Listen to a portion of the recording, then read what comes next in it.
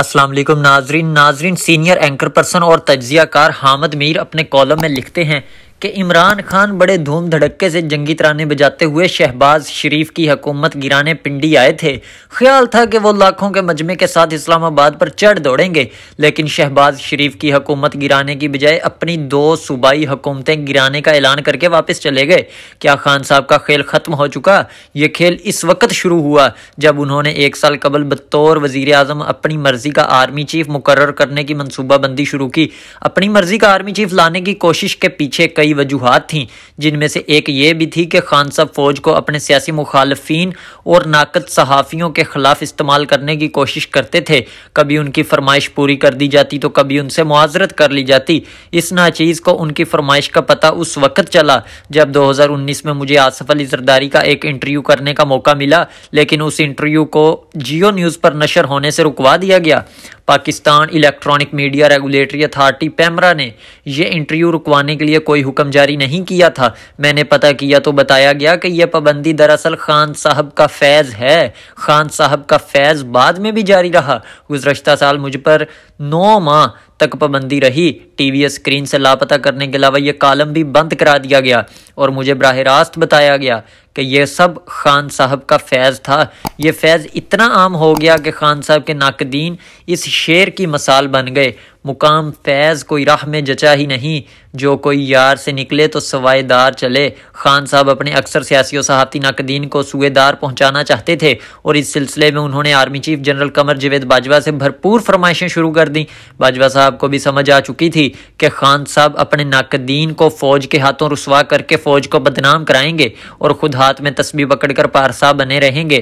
خود مجھے بھی خان صاحب کی کابینہ کے وزراء سرگوشیوں میں یہی کہتے تھے کہ آپ پر پابندی تو باجوہ صاحب نے لگوائی ہے، لیکن باجوہ صاحب بند کمروں میں ان باتوں کی تردید کرتے۔ پھر ایک دن میری 14 طبق روشن کر دیے گئے۔ مجھے سامنے بٹھا کر کہا گیا کہ خان صاحب کے فیض سے پاکستان میں سب کچھ بدلنے والا ہے۔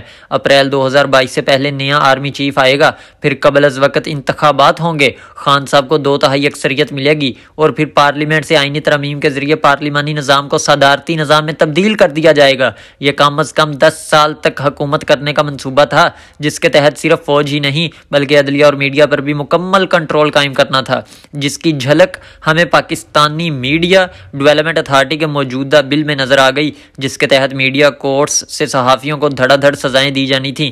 جنرل باجوہ کو اپنے لاڈلے کے عزائم کا پتہ چلا تو وہ نیوٹرل ہو گئے، لیکن پھر ان کے لاڈلے نے نیوٹرل کے لفظ کو ایک گالی بنا دیا۔ اس حقیقت میں کوئی شک نہیں کہ جنرل باجوہ اگر نیوٹرل نہ ہوتے تو عمران خان کے خلاف تحریک عدم اعتماد کامیاب نہ ہوتی، لیکن خان صاحب بھول گئے کہ باجوہ ان کے محسن تھے۔ انہوں نے پہلے تو تحریک عدم اعتماد کو ایک غیر ملکی سازش قرار دیا اور پھر جنرل باجوہ کو میر جعفر قرار دینا شروع کر دیا۔ جب نئے آرمی چیف کی تقرری قریب آئی تو خان صاحب نے اس معاملے کو سیاسی جلسوں کا موضوع بنا دیا اور اعلان کیا کہ وہ چوروں کو نیا آرمی چیف تعینات کرنے کی اجازت نہیں دیں گے۔ خان صاحب نے نئے آرمی چیف کی تقرری کو روکنے کی ہر ممکن کوشش کی کہ یہاں تک کہ باجوہ صاحب کو چند ماہ کی مزید توسیع دینے پر بھی رضامندی ظاہر کی، لیکن ناکام ہو گئے۔ وزیر اعظم شہباز شریف نے فوج کے سینئر ترین جرنیل کو آرمی چیف بنا کر ایک ایسا قدم اٹھایا کہ خان صاحب بھی چوروں کے مقرر کردہ آرمی چیف کو مبارکباد دینے پر مجبور ہو گئے۔ ایک طویل عرصے کے بعد سینئر ترین جرنیل کو آرمی چیف مقرر کرنے کی روایت قائم کی گئی ہے۔